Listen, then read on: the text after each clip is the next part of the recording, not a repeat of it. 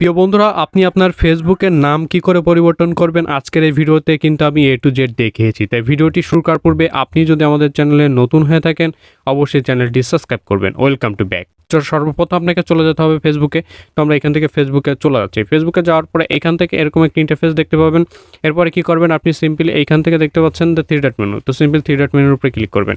তো আমরা এখান থেকে ক্লিক করলাম, করার পরে এইখান থেকে দেখতে পাচ্ছেন সেটিং অ্যান্ড প্রাইভেসি বলে একটা অপশন রয়েছে। তো সিম্পলি সেটিং অ্যান্ড প্রাইভেসির উপরে আপনারা ক্লিক করবেন। আমি দেখিয়ে দিচ্ছি আপনাদেরকে।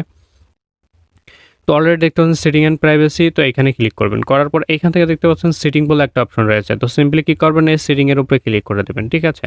তো আমরা এখান থেকে সেটিংয়ে ক্লিক করে দিচ্ছি। দেওয়ার পর এরকম একটা ইন্টারফেস ওপেন হবে। এরপরে কি করবেন, অ্যাকাউন্ট সেন্টারের উপরে ক্লিক করবেন, ঠিক আছে। তো পার্সোনাল ডিটেলস দেখতে পাচ্ছেন, এখানে ক্লিক করবেন। তো আমি ক্লিক করে দিয়েছি। দেওয়ার পর এরকম একটা ইন্টারফেস দেখতে পাবেন। এরপরে দেখতে পাচ্ছেন প্রোফাইল অ্যান্ড ডিটেলস, তো এটার উপরে ক্লিক করবেন। তো আমরা এখানে ক্লিক করে দিচ্ছি।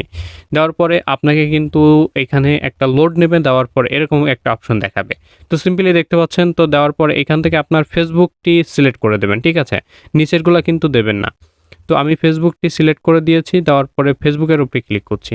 করার পর এখান থেকে দেখতে পাচ্ছেন সিম্পলি নেম, তো নেমের উপরে ক্লিক করবেন। নেমের উপরে ক্লিক করলে আরেকটা ইন্টারফেসে নিয়ে আসবেন। নিয়ে আসার পর দেখতে পাচ্ছেন আপনার ফার্স্ট নেম, মিডিল নেম, তারপর হচ্ছে লাস্ট নেম। তো সিম্পলি কী করবেন, এখান থেকে আপনি এডিট করবেন জাস্ট। তো এখানে এগুলো কেটে দেবেন।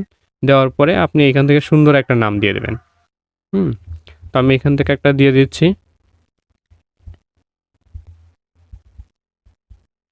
তো দেওয়ার পরে আপনি কি করবেন, এইখান থেকে সিম্পলি এই যে রিভিউতে ক্লিক করবেন, ঠিক আছে। তো রিভিউতে ক্লিক করার পরে আপনাকে যেটা করতে হবে, মানে আপনার অটোমেটিকলি কিন্তু আপনার নামটি পরিবর্তন হয়ে যাবে, ঠিক আছে। তো আমি যেহেতু আমার এটা রিয়েল আইডি, এই জন্য আমি কিন্তু পরিবর্তন করতে চাচ্ছি না। তো এইভাবে আপনারা খুব সুন্দর করে নামটি পরিবর্তন করতে পারবেন। তো এই ছিল দেখানোর ভিডিওটি। ভালো লাগলে আপনাদের বন্ধুদের সাথে শেয়ার করতে ভুলবেন না।